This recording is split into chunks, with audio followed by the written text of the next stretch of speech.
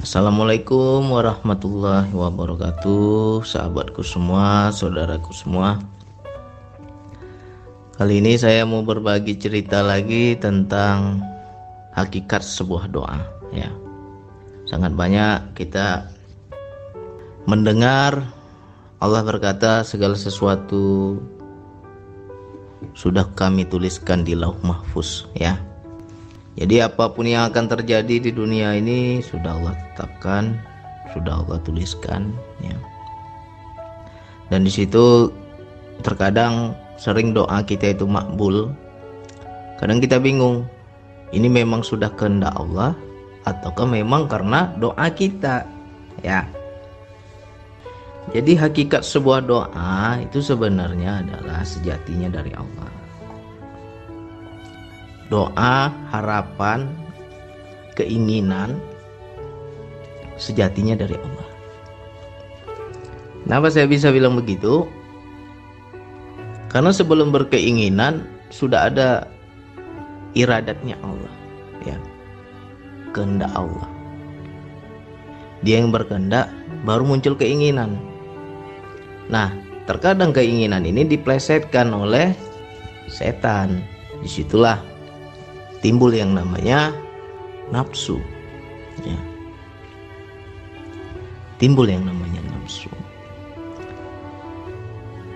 Jadi kita itu jangan ketika kita berdoa makbul, apa yang ku inginkan, apa yang ku minta makbul.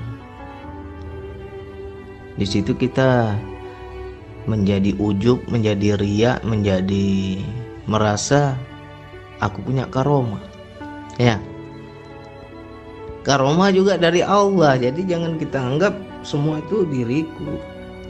Karena kalau kita menganggap itu diri, kuasa diri, berarti tanpa sadar kita itu sudah jadi Firaun, sudah mempertuhankan diri, sudah jadi Tuhan, ya. Jadi gimana bang enaknya kita menelusuri tentang hakikat sebuah doa? Hakikat sebuah doa itu adalah sejatinya Allah hendak memberi. Contoh, Allah hendak memberi mobil misalkan. Disuruhlah orang itu berdoa dulu. Ya Allah, murahkan rezekiku. Ya Allah, biar aku bisa punya mobil. Padahal itu sejatinya Allah hendak kasih. Tetapi Allah nggak mau main kasih-kasih aja, minta dulu. Ya, sudah dia minta.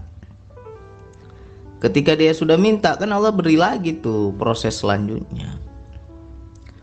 Allah kasih perintah, kalau kau mau mobil, kau jalani perintah-perintahku, nanti kau dapat mobil itu. Tapi kalau hanya sebatas doa, tidak ada ikhtiar, ya, tidak ada usaha, tidak ada mengikuti perintah, ya nggak dapat. Karena makom kita beda-beda. Ada yang masih di asbab, ada yang di tajrid, ya. Jadi ini yang kita ngomong yang wilayah tajrid ini, yang tanpa sebab akibat. Ketika dia minta jadi makbul, gimana pun caranya jadi. Tapi di situ sejatinya ada peran Allah, ya. Ya contoh, ada orang yang datang nih, Bang Andi minta tolonglah doakan begini begitu. Doa saya, ya. Karena apa? Saya melihat Allah gitu kan. Allah lah yang berkehendak atau menyuruh orang itu minta doa saya misalkan. Akhirnya saya doakan karena Allah. Lalu makbul. Nah kalau di situ kita menjadi keakuan, wih hebat doaku ini, ya. Apa aja yang ku minta jadi langsung Allah kasih. Nah, di situ ada satu keakuan yang sangat halus. Tapi kalau kita zero, kita nggak ada keakuan itu. Sebelum Allah suruh berdoa, sebelum ada orang yang minta berdoa, sejatinya memang Allah mau kasih sama orang itu. Memang Allah mau memberikan kepada orang itu, cuman mungkin jalannya Allah gerakkan. Coba minta doa sebulan, Nah, jadi sebenarnya tuh hakikatnya sejatinya Allah. Ya, kita belajar dari hal kecil aja. Sebelum ada keinginan, sejatinya sudah ada Allah. Ya, contoh hal kecil apa, Bang? Hal kecil lapar. Ya. Lapar itu keinginan apa kehendak? Lapar itu adalah kehendak, bukan keinginan. Ada nggak orang yang mau lapar? Nggak ada orang yang mau lapar. Ya. Nggak ada orang mencari lapar, nggak ada. Itu kehendak Allah, dikasih rasa lapar. Dengan rasa lapar itu kita baru muncul keinginan. Berarti kan perintah keinginan itu. Apa perintahnya? Carilah makanan. Makanlah kamu. Sekarang sudah waktunya makan. Butuhmu butuh makan. Akhirnya kita pergi makan, ya. Itu perintahnya kan? Kita pergi makan. Nah, ketika kita pergi makan, enak pula lauknya, ya. Sedap pula nih, ada sambal teri, ada sambal tutu, ya kan? Lahap kita makan. Barulah muncul nafsu. Ya. Perintah yang pertama adalah makan. Tapi di selanjutnya muncul nafsu. Apa nafsu? Bicara. Hajar aja, mumpung masih ada makanan enak ini. Hajar. Akhirnya apa? Perut kita sudah nggak sanggup. Karena saking enaknya kita makan. Akhirnya apa? Ya mencret lagi dah, ya kan? Banyak kali makan sambal tutu tuh. Nah, jadi sejatinya di mana keinginan itu? Sebelum ada keinginan aja sudah ada afalnya dia. Ya, perbuatannya dia. Jadi ya kalau kita bilang yang benar, kita ini wayang, ya. Nah, cuman tinggal nafsu itu berbicara setelah muncul keinginan. Ya. Contoh-contohnya apa lagi?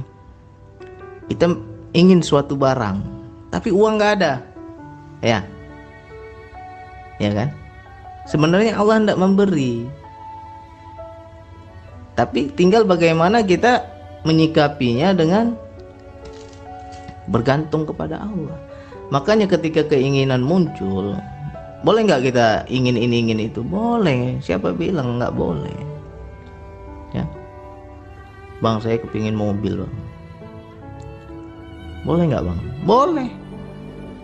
Sebenarnya Allah nggak memberi itu.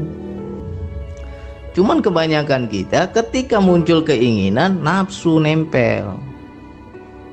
Akhirnya apa? Berbagai cara kita lakukan. Yang penting aku punya mobil. Gak sanggup pun mau kita ngutang, ya. Nah, disitulah salahnya kita. Kenapa tidak arahnya ke Allah? Kalau Allah sudah memberi keinginan, berarti sejatinya Allah hendak memberi. Tinggal kita tangkap saja, ya. Gimana caranya? Uangnya nggak ada, ya. Nah, tapi kita main lagi di keyakinan. Yang penting sampai pada keyakinan, pada apa yang kita inginkan. Jadi kita bypass itu apanya, jalannya, ya.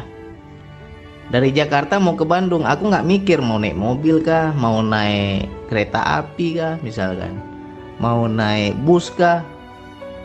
Aku nggak mikirkan caranya. Yang penting aku yakin aku sampai Jakarta, ya. Dari Bandung mau ke Jakarta aku nggak pikirkan jalannya. Yang penting sampai.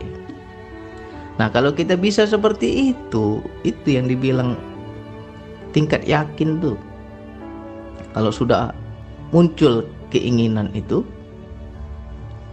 dan kita bergantung kepada yang hakikat yang punya keinginan, ya berarti kan tandanya dia mau memberi.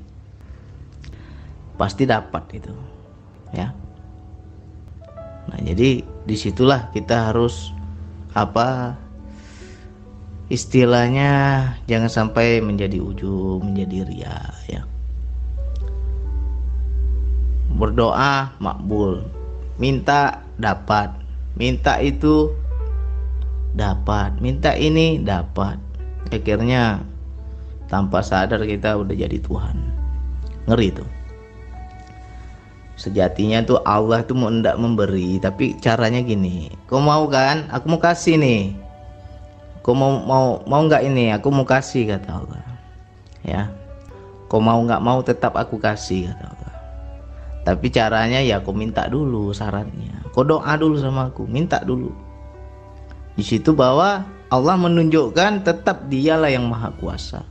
Itu makna maha kuasa itu. Ya.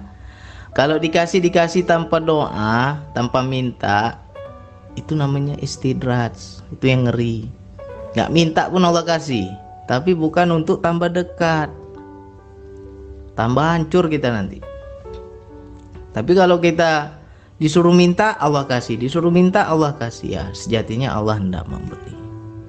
Tinggal bagaimana kita menyikapi dan membedakan. Ya Allah, aku berkeinginan ya Allah, tapi aku ragu ya Allah, ini memang karena Engkau mau memberi atau nafsu ini ya Allah. Nah, di situ yang harus kita kenali, di situ yang harus bisa kita baca.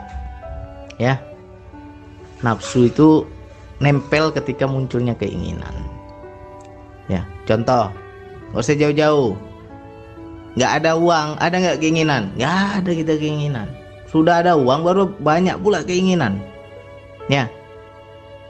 Ketika kita nggak punya uang, nggak ada kita rasa mau ini, mau itu, mau beli ini, mau beli. Nggak ada. Ketika muncul sudah ada uang, baru muncul.